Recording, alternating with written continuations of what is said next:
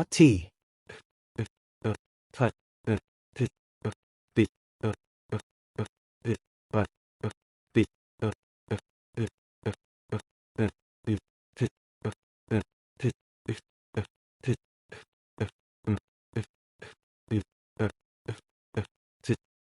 What's worse? The screaming only got louder and more strenuous. Tsuyu could hear the blood flooding into his vocal cords. And she could see Shoshi vomiting out the blood as it drenched everything around him. The Enyu himself, the floor. 𝗕𝗫𝗪𝗔𝗂𝗵𝗲. It even started reaching into the water. Just as Tsuyu thought the images in front of her couldn't possibly get any worse. Both of his eyes erupted out of his eye sockets. What made things even worse is how 𝗕𝗫𝗁 clearly tried to break out of the 𝗵𝗲's grip by pointing over and over again. Yet, no matter what he tried, 𝗕𝗫𝗁 kept respawning within both her own and the 𝗵𝗲's grip. And the screaming kept distorting even more after every respawn. Yet, no matter how ugly the sight in front of her seemed, Tsuyu just kept trying to pull. If only to save herself from this endless nightmare. Unfortunately, it was that very moment 𝗕𝗫𝗁 stopped screaming or moving. Yet, the Enyu just kept going. And as Tsuyu could feel Shoshi's corpse tugging upwards, she could feel her heart breaking that much more, as blood began to flood around the stomach area of his hero costume. Before, the Enyu made Shoshi's head combust, just as the rest of his body tore into two. New 𝐒𝐻. Tsuyu shrieked in complete horror, as she saw what remained of Shoshi's torso land squarely on the floor, while his legs flew towards her. Minoru screamed sharply into Tsuyu's ear, as he jumped directly in front of Tamura's view. *swim*. Face vomiting. So why do you want to be a hero, Minato-kun? Wouldn't it be easier to get all the ladies by being a porn star? Minoru looked back down onto desk, as he found himself having to really think about how to explain his rationale for choosing such a dangerous occupation to try and achieve such a simple goal to his classmate. 'Cause mutants like me won't ever get the ladies any other way? I've always said I want to be a hero, before I ever mentioned the ladies.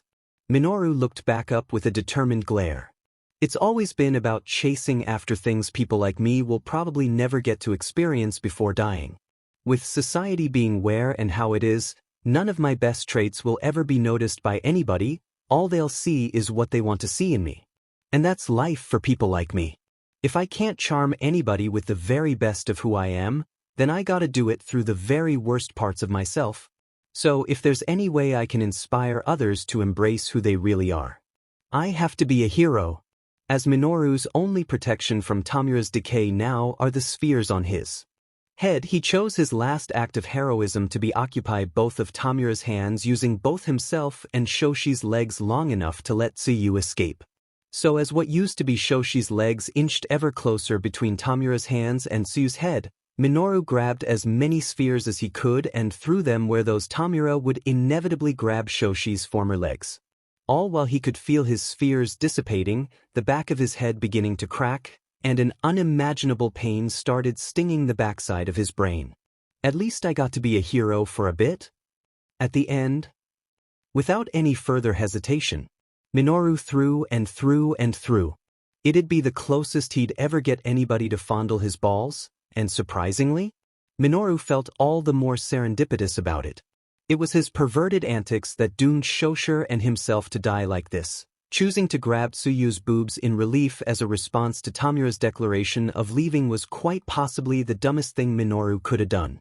During a real villain attack, Minoru couldn't even find it within himself to be sick at how 𝗓𝗓 suffered before his death, especially when at that very moment he was even more sick at himself.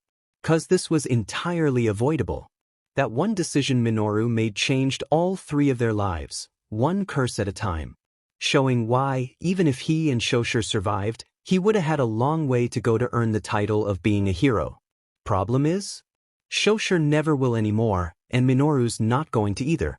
All 'cause he's cursed them all into this situation with one stupid decision. Thinking and acting with his dick got 𝗓𝗓's head obliterated, and his legs dismembered from what used to be his torso. Thinking and acting with his dick got Minoru's own head trapped within the grasps of Tamura, waiting for a painful death of his own. Thinking and acting with his dick got Tsuyu to choose between either staying and waiting for death to take her too, or leaving and swimming underwater for her own safety, possibly condemning 𝗓𝗓 to die as well. Hence why, just as 𝗓𝗓 did for himself and Tsuyu back in the shipwreck zone, Minoru decided to jump headfirst into danger to try and save somebody besides himself, for once. With the last thing Minoru ever sees is a crusty left hand, covered in a bunch of purple spheres, holding onto a dusting leg. Ripples formed onto the surface of the bloody water to show Tsuyu did indeed choose to swim away. Suddenly, the doors blasted open. From within the smoke, a distinct voice could be heard yelling, "*It's fine now." Then from the fumes emerged Toshinori, in a bright yellow suit as All Might. And he's not smiling. "I am here. How is she, recovery girl? Being a hero and UA's official school doctor? Is a job 𝗔𝗫𝗍𝗔𝐿 Chiyo finds herself either loving or hating with unbridled passion. Right now, she finds herself siding with the latter.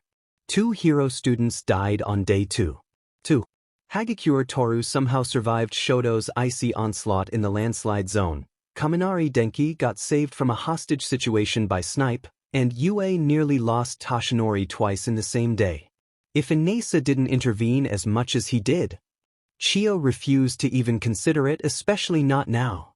That's not even accounting for the damage Kuro's Ainin and Shoto went through. Yet, somehow, all of that pales in comparison to the trauma Tsuyu had to endure. They're all still just kids. Chiyo lamented privately, in respect of said students currently in her office at UA. And they've already had to learn about the harsh realities of heroics within the first week. Physically, besides some exhaustion, Azui-chan's completely fine. Chiyo replied as she turned to face Kota Koji and Sato Rikido, though grimacing at what she knows she's about to say next. Mentally, however, she's unable to truly phrase her thoughts around Tsuyu or the rest of her concerned classmates. Chiyo simply opted to leave everything else unsaid. Ijiro pounded the wall in shame and frustration.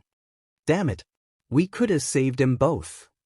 Tenya couldn't find it within himself to either make his classmate calm down either, as even he lowered his head in shame for failing his peers.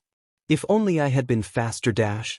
Instead of whacking her patients' heads whenever they were being stupid, Chiyo instead chose to place a simple hand on both boys' shoulders and shook her head, if only to delicately get both of them to stop blaming themselves for such a tragic outcome. It's too late to regret what's already done, kids. The best way you can try to make up for this is to offer Funsakuen and Mineta-kuen's families whatever help they might need, and do it as diligently as possible.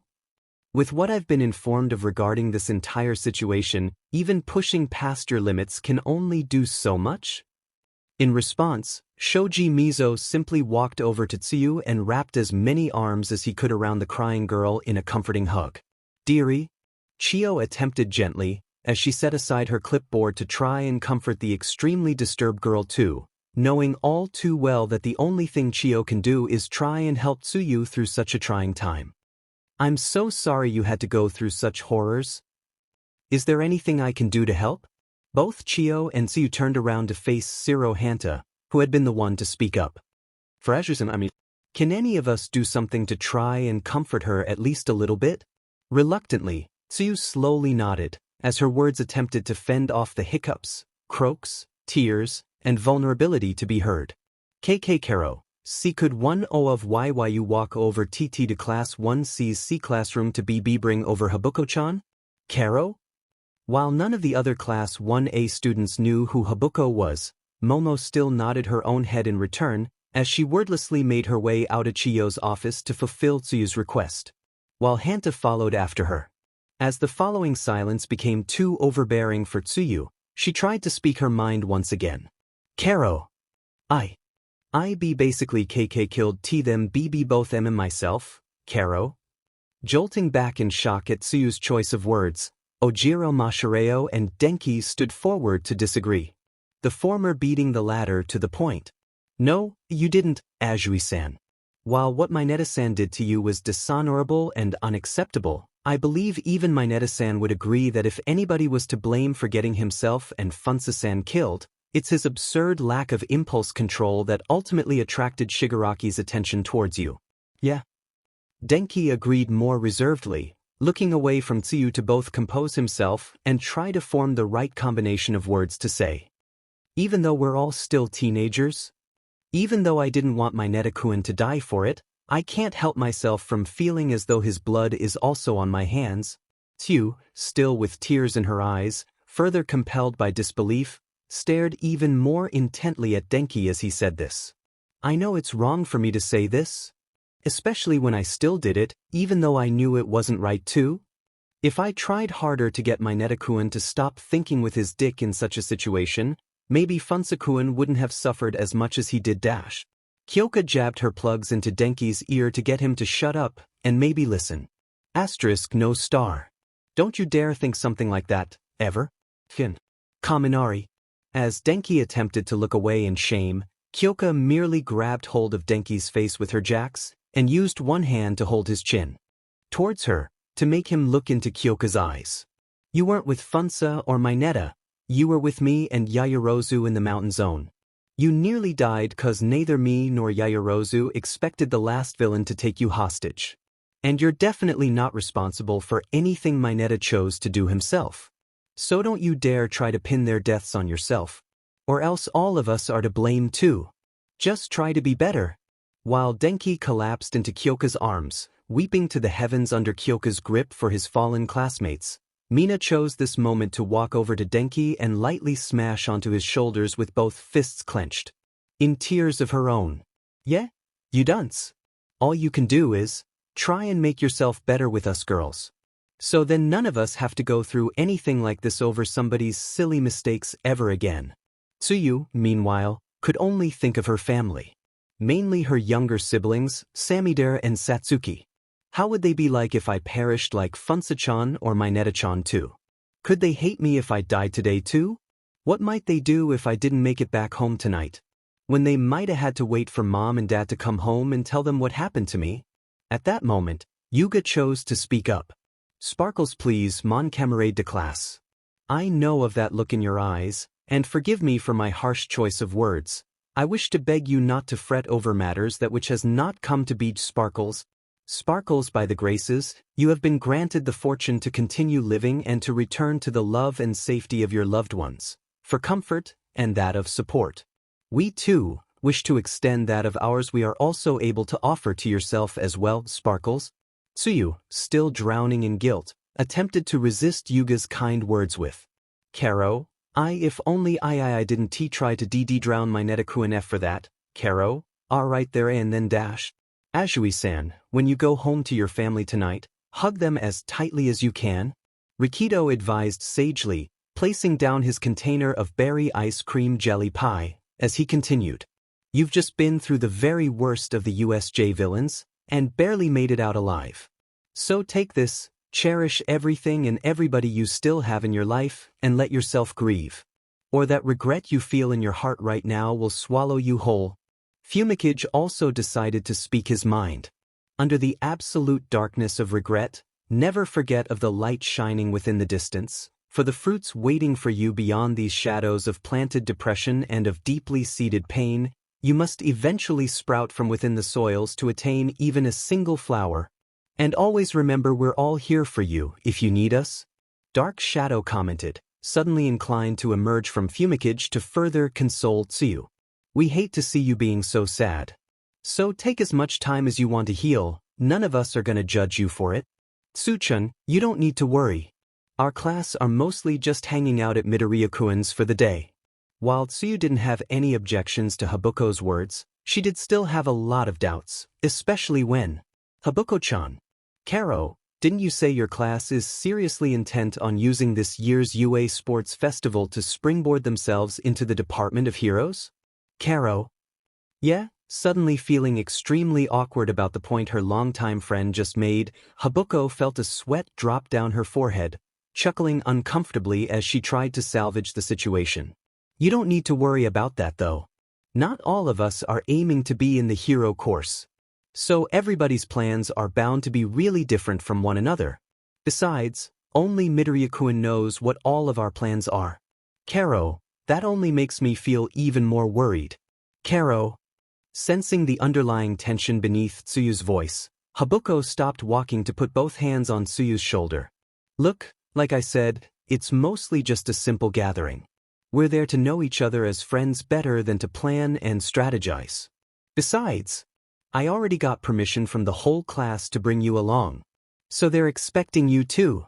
Class 1C, entrée piece. Habuko Mongoose, 9:08 a.m.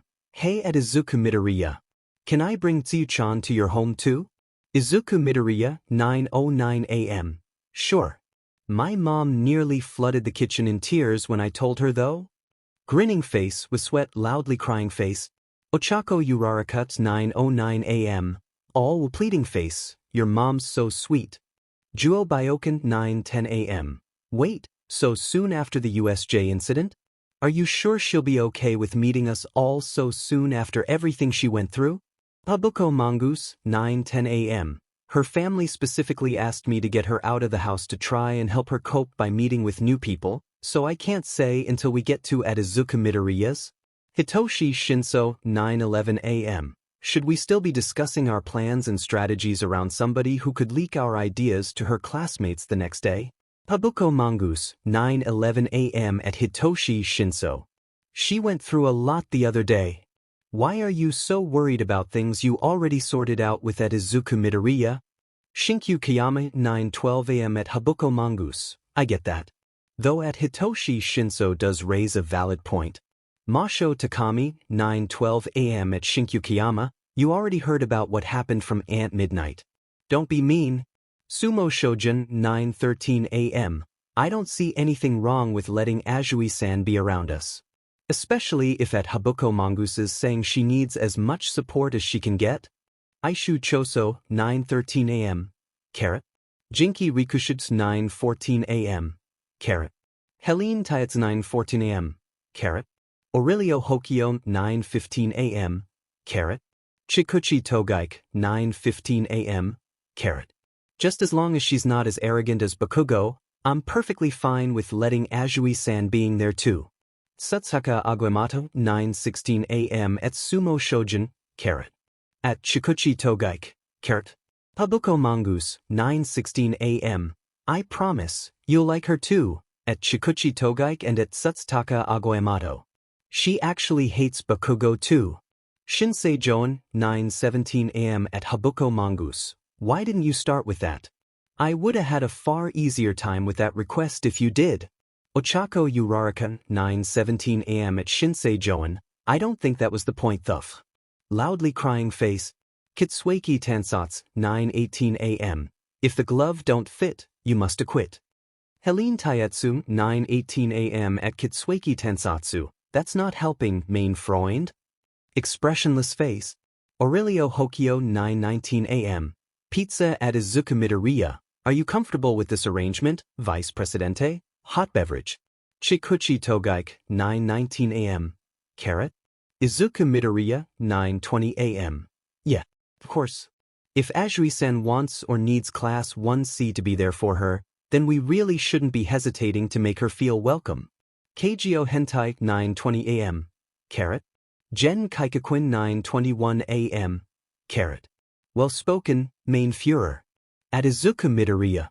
𝗕𝗁𝗨𝗧𝗏 9:21 a.m. Hot dog carrot. Please don't say it like that, at 𝗔𝗂𝘁𝗵𝗄. Expressionless face. 𝗵𝗃𝗍. 𝗬𝗠𝗁𝗻𝗻𝗄 9:22 a.m. Pizza carrot. Shall I perform the salute, at 𝗔𝗂𝘁𝗵𝗄? Hot beverage. 𝗕𝗁𝗨𝗧𝗏 9:22 a.m. Hot dog at 𝗬𝗠𝗁𝗻𝗄. If you do, I'll slap you into after the UA Sports Festival. Pouting face. 𝗵𝗃𝗍. 𝗬𝗠𝗁𝗻𝗄 9:23 a.m. Pizza. I apologize, amore mio. I was merely joking. Please do not be upset. Pleading face. Hot beverage. 𝗕𝗁𝗨𝗧𝗏 9:23 a.m. Hot dog face with steam from nose 𝗵𝗃𝗍. 𝗧𝗂𝗫𝗵𝗃 9:24 a.m. GIF. 𝐭𝐸𝐲𝐻𝗫𝗄 9:24 a.m. Starstruck. Please just kiss already, at 𝗬𝗠𝗁𝗻𝗄 and at 𝗕𝗁𝗨𝗧𝗏. 𝗧𝗐𝗍𝗄𝐴gōyamato 9:25 a.m. While we're at it. You too, at 𝗧𝗂𝗵𝗲 Midoriya and at 𝗬𝗧𝗭𝗄 𝗔𝗂𝘁𝗵𝗄 9:25 a.m. How have you two not fucked already? At 𝗕𝗂𝗁𝗍𝗄 and at 𝗵𝗃𝗍 𝗃𝗗𝗵𝗆. 𝗕𝗂𝗁𝗍𝗃 9:26 a.m. It's only been 3 days, you guys. Leave them all alone. At 𝗧𝗂𝗫𝗵𝗃, at 𝗭𝐸𝐲𝗻𝗫𝗃, at 𝗧𝗐𝗂𝗄𝗏 and at 𝗔𝗂𝘁 𝗔𝗂𝗑𝗫𝗄 9:26 a.m. Carrot. Anyways, is there anything we can get for Azui-san? 𝗵𝗃𝗄𝗵𝗄 9:27 a.m. Just get her some jelly, if you can, at 𝗧𝗂𝗵𝗲 Midoriya. 𝗧𝗂𝗵𝗲 Midoriya 9:27 a.m. At 𝗵𝗃𝗄𝗵𝗄. 𝗬𝗧𝗭𝗄𝗄 9:28 a.m. I'm near a pretty good jelly shop, if somebody can send me money to buy some? Flushed face. Hitoshi Shinso 9:28 a.m. DM me your bank info, at 𝗬𝗧𝗭𝗄. I feel bad for sounding so hostile earlier. Satsuhin Tetsuke 9:29 a.m. W future friend. At Hitoshi Shinso. 𝗵𝗃𝗄𝗵𝗄 9:29 a.m. Carrot.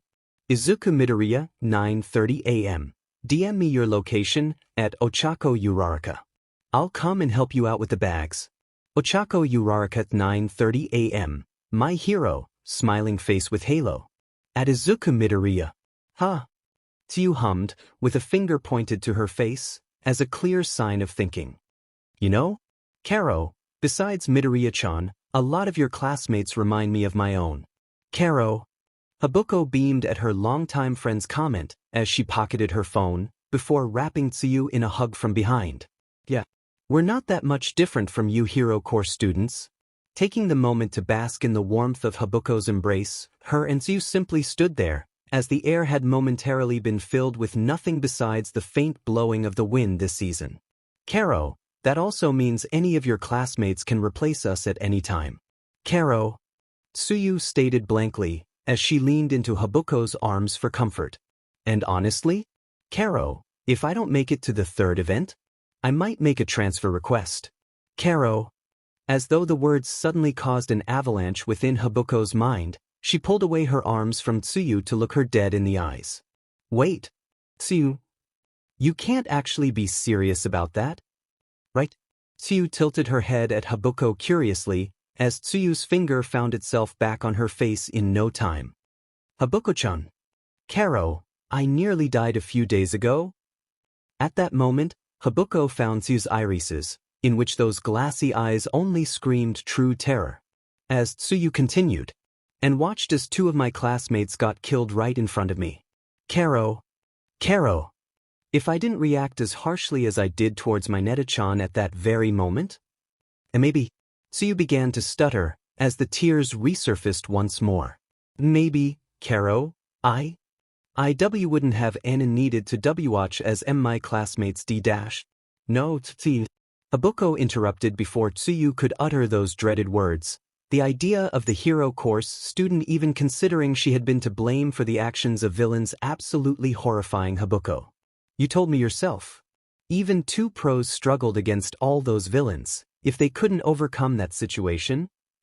𝗬𝗂𝘁 took a moment to wipe her own forming tears from her eyes, before continuing. What chance did 21st-year students even have? None of you were even supposed to fight until you all got forced to? So tell me, how's it fair to blame yourself for surviving? 𝗬𝗂𝘁 grabbed Tsuyu's shoulders to emphasize her point. How's it fair on those other two boys to transfer out so soon, when they willingly laid down their own lives to let you keep living? Tsuyu pulled 𝗬𝗂𝘁 back into an embrace, taking a few minutes to compose herself under the sanctity of 𝗬𝗂𝘁's shoulder. Before finally answering, I know I owe my life to them both, 𝗓𝗄. And you know it's not a decision I would ever make lightly, 𝗓𝗄. Resting her own chin on Tsuyu's head, 𝗬𝗂𝘁 then asked. So why? Are you thinking things like that? Don't you wanna be 𝐒𝐻 heroes together? Like we dreamed of as kids? Under a long and chesty sigh, Tsuyu looked down in shame, as the words she'd been struggling to say aloud became heard at this very moment. 𝗓𝗄, I do, 𝗬𝗂𝘁-chan. 𝗓𝗄, I do. It's why. 𝗓𝗄, I need to show up to the UA Sports Festival and be ready to do everything it takes. 𝗓𝗄, to show just how far I'll go to not let anything like the USJ happen to me ever again. 𝗬𝗂𝘁 could sense a twist about to hit the airwaves, so she chose to ask first. Or else? 𝗓𝗄, or else I'm only gonna endanger more people, 𝗓𝗄, as I try and fail to move on from it, for the rest of my life? If there were awards for the most shame a single person can feel at this very moment, Toshinori would bet away his entire hero career to stake a claim among the very top of that list. Never, at any point in the seasoned pro hero's entire life, did Toshinori ever feel as remorseful for his mistakes than figuring out how to inform Togata Mirio of the terrible fate Toshinori condemned Sasaki Mirai's sidekick to. Not even leaving his master, Shimura Nana, to escape the clutches of AFO all those years ago, could top this. How does somebody as old as Toshinori, who avoided dying so young like many of his predecessors, peers, and comrades had, go about trying to tell their successor of their impending biological doom? That a fire burning at the very apex of its size and heat, like Mirio's, would eventually also be the reason why the whole house is inevitably going to burn down? Or even what little either men can do about the inevitable lack of ash to be left behind past the lifespan of these flames? And how the consequences of passing on the torch had been overlooked so severely, by the time either himself or Mirai even realized what they'd really just done, the fragile wood of Mirio's body had already begun to char and blacken. Where Mirio wouldn't even get halfway across the slow march of age, he'd be forced to abandon all Mirio holds dear within what is basically the blink of an eye, while they all might still get the chance to discover and explore the meaning of true happiness well beyond the rhythms of Mirio's heartbeat would allow him to experience. Frankly, it just isn't fair. Toshinori rubbed his eyes in depressive exhaustion, as the many sleepless nights he spent investigating the previous OFA holders finally caught up to his own dying body. Young Togata shouldn't have to die for my own misjudgments? Yagi-sensei? Mirio asked with his trademark smile, though evidently, even Mirio didn't seem as though he truly believed that smile he wore on his face these days. Is something wrong? Did you finally figure out what's causing OFA to act up so much? For the record, again, Toshinori hated how he, and he alone, has been damned to this fate. With his head dipping low, Toshinori had to keep his teeth apart from clenching at the words he intended to say, the most minuscule hint of solidarity Toshinori could provide Mirio in this dreadful situation. Yes, young Togata. I've disclosed my findings to Principal Nizu, and we both agreed on what's been going on with OFA. So... Mirio dragged his words out in practiced enthusiasm, while Toshinori could quickly identify exactly how Mirio's body language told a different story only to Toshinori's thoughts. Let's hear it already. What's the one thing you needed to explore from the past for all to reveal, to gather all you could find for one person to hear? Forcing himself to completely ignore Mirio's silly pun, Toshinori took a sharp breath with his eyes closed, before opening them again to convey the true gravity of their situation to Mirio. As politely as he could. Young Togata? Where does the lawyer start first? What is the judge's verdict? Who among the jury have also supported this decision? Why did the executioner decide to be cruel? Die, within the next few years you have left. Toshinori winced, as the overwhelming shock on Mirio's face struck the deepest chords of Toshinori's heartstrings with every word said. Fourth had been the only other OFA user to walk away from AFO alive, dying of old age just as he turned 40. By our estimates, assuming the quirk singularity theory is to be believed, your lifespan will only continue to shorten with every previous user's quirk you unlock. I'm so sorry, young Togata. Toshinori knew to expect a harsh reaction. Perhaps Mirio would lament about being so willing to wear the burdens of the former number 1 pro hero, especially after Toshinori had personally shared tales of his struggles to find the right successor to OFA before being forced to adopt the advice of Toshinori's former sidekick and Mirio's mentor over Louisiana-style fried chicken and Belgian waffles of all training meals. Maybe Mirio gets blinded by rage towards both of them for unknowingly coercing him to effectively sign over his own life for this sacred quirk. Yet, of all the possible reactions Toshinori ever expected Mirio to have immediately after learning of his fate, Toshinori probably wasn't expecting Mirio to say, "I knew it," which is somehow more painful than anything Toshinori could ever imagine Mirio saying. Before the new 9th user revealed.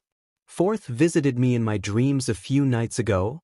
He told me everything the vestiges all feared might happen to me, and I still don't regret inheriting your quirk, Yagi-sensei. Mirio explained solemnly, dropping his iconic smile for once, as Mirio continued to declare. If I have to try and save 1,000,000 people before my time in this world comes to an end, I'll do whatever it takes to make sure I die in a safer society than the one I was born into. It's the one promise I have to keep no matter what. It's like what Sir always keeps reminding me. Mirio wipes the tears falling down his cheeks as he concluded. A society without cheer and humor will not have a bright future. What do you mean you haven't spoken to Hawks * since you were a kid? Aishu squawked uncontrollably, being barely able to believe a recommended student? Didn't actually have much of a relationship with the pro who recommended Masho for the exams? Isn't he the one who's all about being the pro hero to try and earn as much time for us to do whatever we want with? Masho, on the other hand, simply shrugged off her classmate's concern with another casual bite of her chicken teppanyaki, as she replied. Uncle Kigo only says that cause of how busy he ends up being all the time? You could go years without seeing him, and the very second he starts spending time with you again, it's like no time's passed with him. Aunt Namuri does the same thing with me too. Shinkyu replied in sympathy, knowing all too well what having an effortlessly attentive pro hero as a relative is like, attempting to end his shuddering long before anybody else noticed, by elaborating. Even after my parents disowned me for being unable to control my quirk, it's like I'm still the same old kid again. When I'm around her, it's like she can see right through me, and just accept me for being who I am, without telling me the same old shit about how I'll never make it as a hero without changing who I really am. Sumo tore through a cinnamon bun, looking over his most basic schematics again, as he couldn't resist the low-hanging fruit in their conversation. So in other words, midnight is a good mom. While the atmosphere seemed to suddenly grow tense, and nobody dared to comment further on Sumo's remarks. It only took a few more awkward seconds, before the entire house erupted in wholesome cheer, and for Shinkyu to quickly hide the forming blush on his face. Setsuhan, for his part, set aside his miso zuke salmon, and decided to pitch into the conversation with. I knew that woman had a soft heart. She never fooled me with all her wild comments and seductive poses. 𝐎𝐩𝐲, choosing to be the sensible one for once, lightly smacked Setsuhan on the elbow. If not for openly crushing on the older pro hero, then for doing so in front of her adopted son's face. Shush, Tetsuka-kun. Don't you know it's rude to talk about somebody's adopted Mom, like that where everybody can still hear you? Rubbing his elbow in mocked pain, to which 𝐎𝐩𝐲 endearingly rolled her eyes at, 𝗧𝗵𝗲 pouting pouting towards 𝐎𝐩𝐲 for trying to silence him so harshly. I wasn't trying to be creepy about it, though. I just meant to say no wonder Midoriya-kun didn't take long at all to get both Kiyama-kun and Takami-chan to open up about themselves so easily. From behind the steams of the table shabu shabu, Hitoshi scoffed at the outrageous notion that Shinkyu and Masho were harder to force into socializing than he was, poking at the soy sauce in his bowl as Hitoshi remarked. You say that like I was any easier to convince about reconsidering my whole stance on not making friends in Gen Ed, Tetsuka-kun. Nah? Chikuchi exclaimed, sitting right next to Hitoshi, while being unable to resist another laugh from escaping her lips. The second Yamada-sensei told us all about the experiment. You took far less time than they did to warm up to us all. It's as if Aguamato-kun forced out a different side of you since. Shinsei also felt the need to add, as his throat fought desperately to keep large chunks of gyoza from eventually strangling his throat under the heavy rumblings of his amusement. Trust me, Shinso-kun. You had no idea how long I suffered just to get those two to even talk to each other verbally. There's no way you would have been tougher to crack than those two. Just cause you experience time a whole 2 seconds ahead of everybody else doesn't mean you spent 2 entire years trying to get those 2 peanuts to even greet you back in the mornings. Jinky exclaimed, in a surprisingly restrained manner. Though even he'd said as such in a rather fun tone. After all, did you already forget how hard it was to get Kame-kun to actually speak in normal Japanese?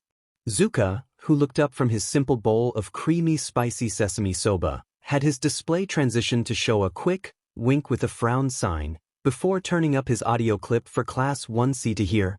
All around me are familiar faces. As the class once again broke out into choruses of laughter, Tsuyu couldn't help herself from smiling, closing her eyes to enjoy the songs of harmony emanating from the Midoriya household, as she lamented within her thoughts. If only Class 1A got along with each other like this? Poking her chopsticks at Tsuyu's shoulder, she looked back to see Habuko giving her a certain look.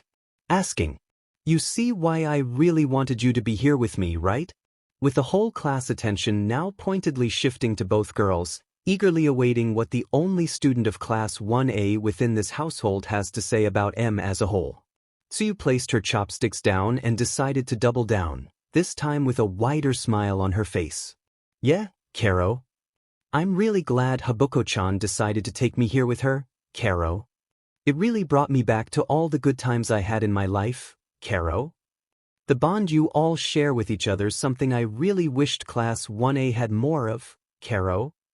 Infected with curiosity, questions immediately emerged inside their heads collectively.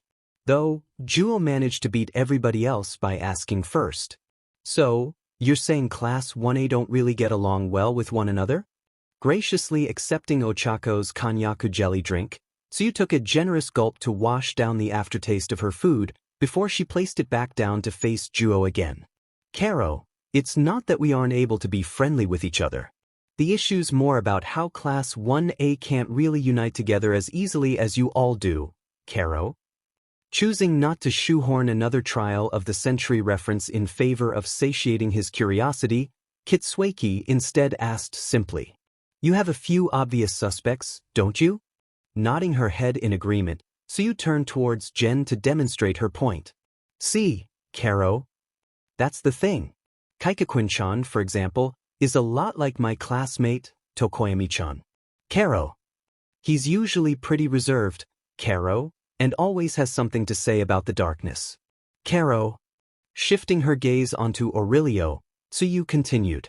"Aurelio-chan's not too dissimilar from another classmate of mine, Aoyama-chan. Karo.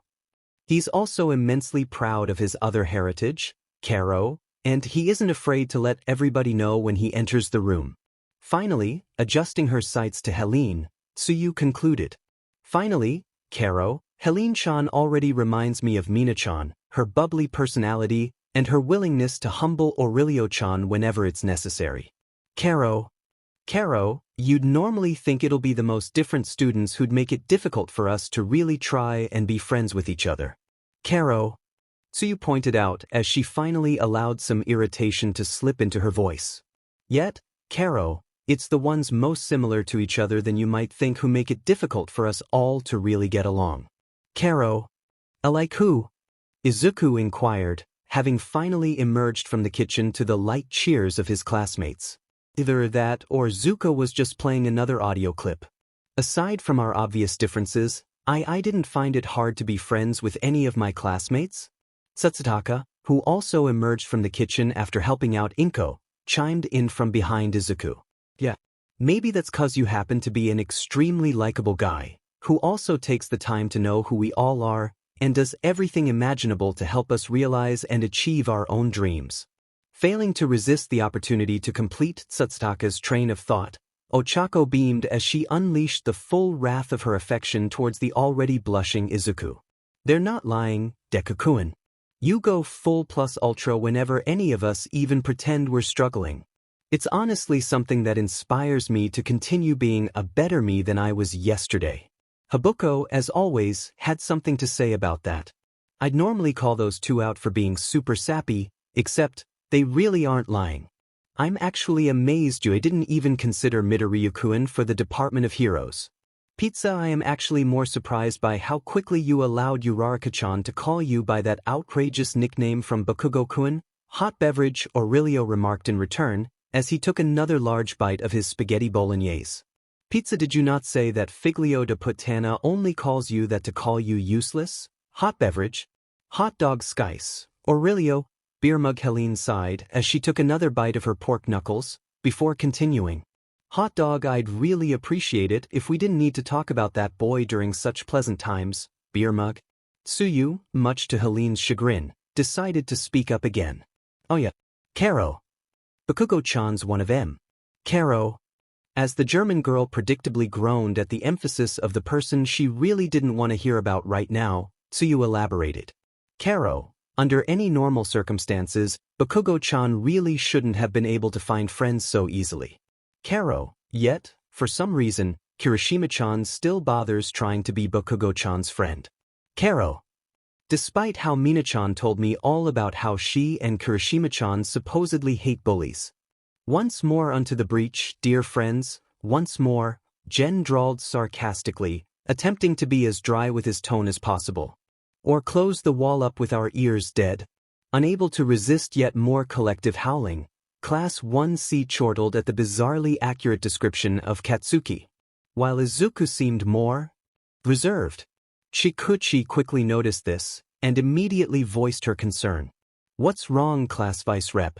You look like you just swallowed somebody's hair. Yeah, Togaik-san dash. I thought I told you to call me Shikuchi-chan. Midoriya-kun. Shikuchi interrupted suddenly, slightly irritated at her close friend's hesitance to call her by a less formal name. Tsuyu immediately found how Shikuchi copied Tsuyu's own thing with her classmates hilarious. Sorry about that. Tog-Shikuchi began to give Izuku a dirty look as he was about to repeat his mistake again. Before Izuku swiftly corrected himself. I mean, Shikuchi-chan? I guess it's still kinda hard to get used to you all openly disliking somebody I still have a hard time wanting to treat as anybody less than the boy who used to be my best friend. Hitoshi raised an eyebrow at what Izuku said. Let me guess, you both used to be attached to the hip until your quirk diagnosis came back? Why, yeah. Izuku reluctantly admitted, suddenly rather concerned by just how accurate Hitoshi's assessment had been. I guess I never really gave myself the chance to get over how nothing would ever be the same after that point. So I just took everything he said to heart, as if nothing had ever changed. Suddenly realizing their similarities, Hitoshi pressed further. All while that loudmouth kept saying you'd only ever amount to an eventual quirkless suicide statistic or a cheap villain, right? He almost entirely stayed on the whole quirkless part about me. Izuku sighed bitterly, as he finally allowed himself to grieve over what he hasn't had with Katsuki since they were 4. Hitoshi grimly uttered back. And they almost focused solely on the whole villain part about me? Kitsueki chose this moment to break the duopoly Izuku and Hitoshi suddenly had over the entire conversation. Both of you know neither of those descriptions actually fit who either of you are, right? While Izuku took the time to process what Kitsueki just said, Hitoshi simply pushed on. There's knowing, then there's hearing it enough times to make you consider believing what they say at least somewhat. It's like whenever somebody keeps pestering me about how easily they could see me eventually become a villain, all you can end up doing sometimes is fixate so hard on trying to prove him wrong, you tend to forget about yourself sometimes. So all I eventually try to do is prove how my quirk doesn't determine who I eventually decide to be, and probably forget about everything else a person needs to really be a hero. Much to Hitoshi's eternal surprise, more than a fair few of Class 1C actually related to what he said. Shinkyu spoke up once more. Yeah, I got this close to stealing the revolver in my parents' room a few times for trying to make me feel ashamed for having a villainous quirk more than once. Sometimes, the abuse I get for my appearance makes me want to just snap and immobilize those idiots over a skyscraper. 𝗵𝗃𝗀 admitted with some shame. Jinky pitched in with his own summarized rant. It's like they want me to go bad and start a murderous rampage all over the country for mocking me like they did. When my twin brother makes it back home after beating Midoriya-kun up all day, he picks on me relentlessly too. Aishu added uncomfortably. Keijo also added her own input. Sometimes I really want to do all sorts of unspeakable things to my twin brother's bullies to get him all to stop. Before the conversation could escalate any further towards that direction, Izuku finally said his piece. And that's why we all need to push past what they all say about us to really make a difference for others like us out there. In some way or the other, we've all been victims of systematic favoritism. Izuku explained, as the class paid close attention to his words. And through one reason or the other, we haven't been able to chase our hopes and dreams. At least in the way we woulda wanted to. Then, a hopeful gleam made itself known within Izuku's eyes. Yet, even through all the hardships we endured individually, we all somehow ended up together. And with what we were all left with, we've all managed to truly rely on each other through thick and thin. This is what should be in the Department of Heroes and the Department of Support. Divided will be exactly as easy as they completely expect us to be for all those other departments to take advantage of. Together? Honestly, with this group, we could probably even go up against All Might. As the Midoriya household erupted into cheers once more, Tsuyu waited until the atmosphere calmed down enough to comment. See, Karo. If only Ida-chan, Todoroki-chan, and Yarashi-chan can even put aside their pride like this. Karo, imagine what our own class could do. Karo, 'cause as far as I see it, I wouldn't mind lending a helping hand to any of you in the UA Sports Festival, Karo. You just have to ask me before everybody else. Touched by her newest friend's words, Ochako wrapped Tsuyu in a one-armed hug, as Habuko naturally wrapped Tsuyu's free shoulder with her own one-armed hug. Like you even need to wait, Tsu-chan. Anyway, it's better to team up with people you get along with.